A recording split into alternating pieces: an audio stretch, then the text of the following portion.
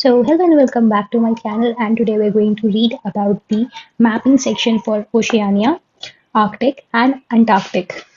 So without any further ado, let's get started. We'll start with Oceania. So this is the map for Oceania right over here. We have the countries of Australia, Micronesia. Micronesia is basically a grouping of islands. This is not a country. This is just the grouping of islands of Palau, Mariana Islands, Caroline Islands, Marshall Islands, Kiribati Islands. Marshall Islands are famous for the tax havens. They are considered as the tax havens. Then we have melanesia. The name melanesia because of the pigment in the skin, which is called melanin, and people over here have high concentrations of the pigment melanin in them. That's why kinda racist though. So it has countries of New Guinea, Papua New Guinea basically, then Bismarck Archipelago, Solomon Islands, Santa Cruz, Vanuatu, Fiji. Fiji has a large extent of Indian population, like the people who have the Indian descent. Then New Caledonia. Then, as we said, the country Australia. Earlier, in this continent, this part of Earth was called the Australian continent. But since there were other island nations which were a part of this very part of Earth, and they also had some mention. They also deserved mention. That's why now it is called the continent of Oceania and not Australia, because Australia is just a country, right? So this is the country of Australia. Then this over here is Tasmania. This is New Zealand. This is also an island country. This triangle over here is Polynesia. So like there are poly means many. So there are many smaller group of islands. It has New Zealand, Kermadec Islands, Tonga, Samoa, Tuvalu, Tuvalu, Cook Islands. Like it's derived its name from Captain Cook. Society Islands, Austral Islands, Marquesas Islands, Tuamotu Archipelago, Mangareva, and Hawaii. Hawaii is basically a part of the USA, and Easter Islands, where the Moai statues are famous. So, Micronesia, Polynesia, plus Melanesia, these are the group of islands. And when they are added with Australia, this forms the continent of Oceania. So, coming on to Australia, which has the major chunk, which occupies the major chunk of the Oceania continent. Australia is completely in the southern hemisphere, so it is totally below the Tropic of Capricorn. So like this is not a very apt representation. This is the equator. This is the Tropic of Cancer. This is the Tropic of Capricorn. So Australia lies over here. This is totally in the southern hemisphere. Australia, like you could identify the physical features of Australia because they have a common, some like generally they have a common prefix which is great. So they have the Great Barrier Reef, the Great Dividing Range. So the Great Barrier Reef is in the northeastern part. So like over here, this is the Great Barrier Reef. So it is famous for the coral reefs.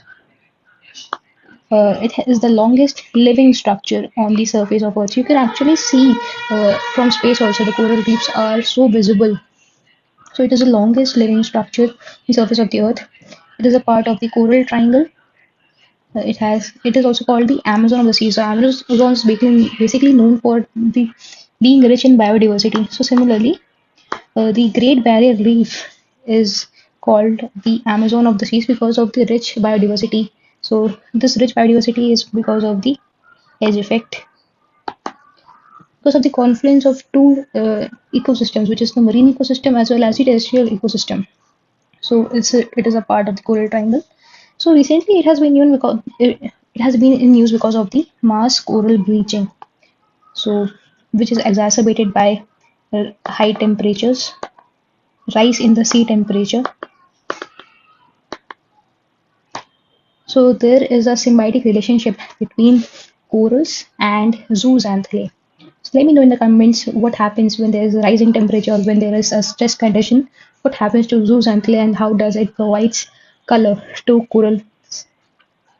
Next is the next feature for Great Barrier Reef is that it has reintroduced polyps through cryopreservation. Cryo, this term is used for very cold temperatures. So they might have used preservation techniques which worked in colder temperatures, and with that, they have reintroduced the polyps. So polyps are basically the fundamental things, with the fundamental uh, living beings which basically help in the formation of corals. Then comes the country of New Zealand. The capital of New Zealand is Wellington.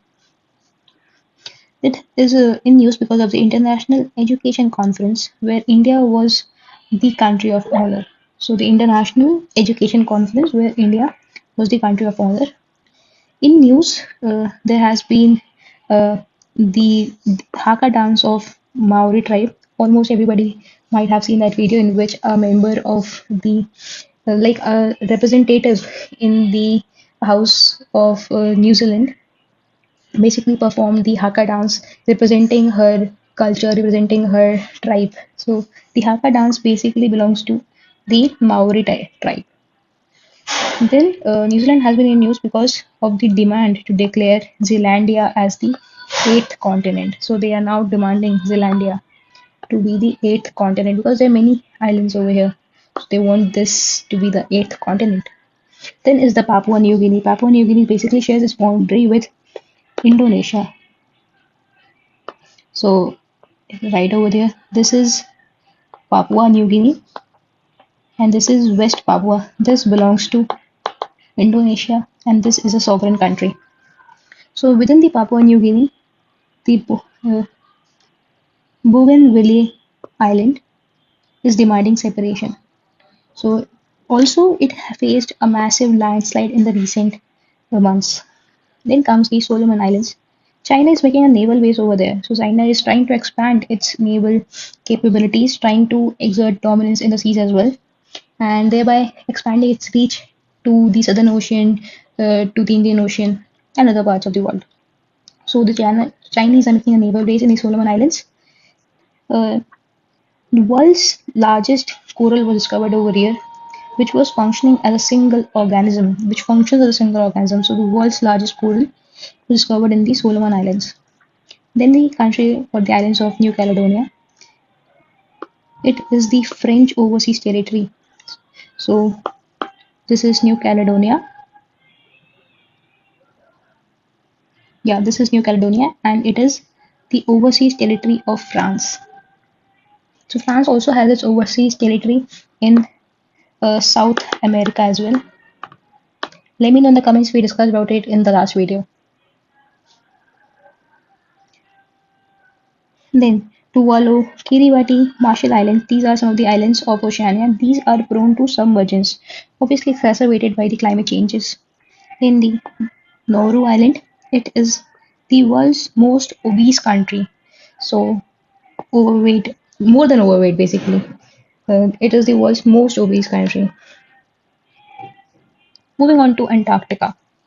So this right over here is the continent of Antarctica is surrounded by the Southern Ocean, which is in layman terms called as the Antarctic Ocean.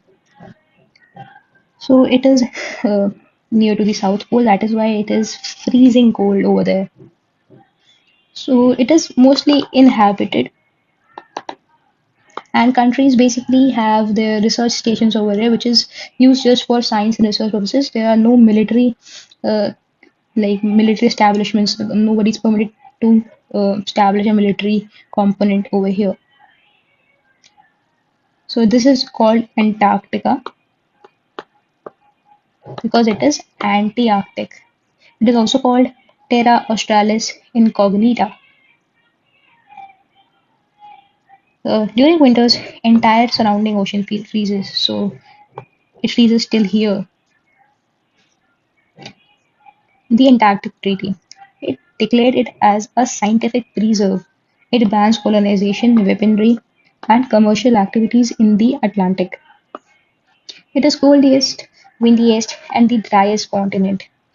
The highest point is the Vincent Massif. There are many Indian beaches over there in the Antarctic. So almost many countries are using it for scientific researches. India also has three major beaches. One of them is non-operational now. The Dakshin Gangotri, this was the first. This is now abandoned because it's not very much operational due to certain factors. Then we have Maitri in cooperation, in collaboration with Russia, and the Bharti base near Chinese bases. Over here, somewhere near here, we have our Indian bases.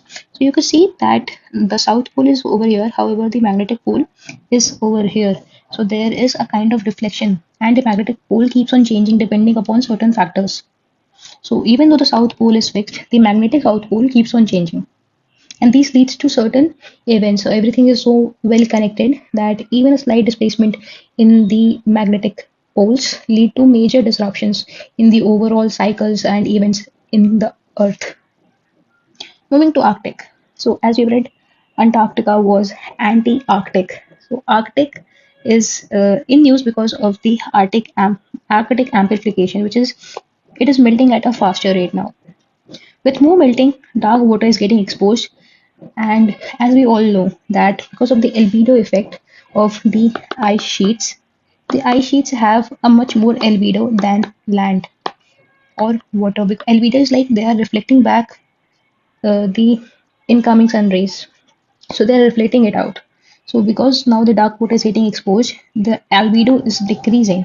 Because of this decrease in the albedo, more light is absorbed. Since more light is absorbed, this leads to more melting. So this is kind of a loop going on. This kind of loop is called as the positive feedback mechanism. Because these perpetual chain of events go on, and you need external agent to actually trigger the stop button. So like one event takes place, then the other, and this exactly exacerbates the situation and keeps on looping. So in a recent study, it was found that the temperature is rising at 4 degrees Celsius. So in our COPs for climate change, UN Framework Commission for Climate Change has been decided that we would keep the rise in temperature to less than 2 degrees or 1.5 degrees lesser than the pre-industrial levels. But here in Arctic, the temperature is rising at 4.4 degrees Celsius, greater than what was decided, mostly in the Paris Agreement. Paris Agreement was for the individual contributions were announced in order to combat climate change. So then comes the Arctic Council. Arctic Council is basically the group of nations surrounding the Arctic Ocean. So these are the countries of Russia, Finland, Norway, Sweden. These are called Scandinavian countries. Then Iceland is a part of Norway. Sorry, Iceland is a part of Denmark, and Greenland is also a part of Denmark. And there is Svalbard, which is a part of Norway. This is this is Greenland, which I've said. Then this is Canada and Alaska, which is a part of USA. So the countries are USA, Russia, Finland, Sweden, Norway, Denmark, and Canada. So basically, in these Nordic countries, these are the most toured or the more famous for tourism purposes related to auroras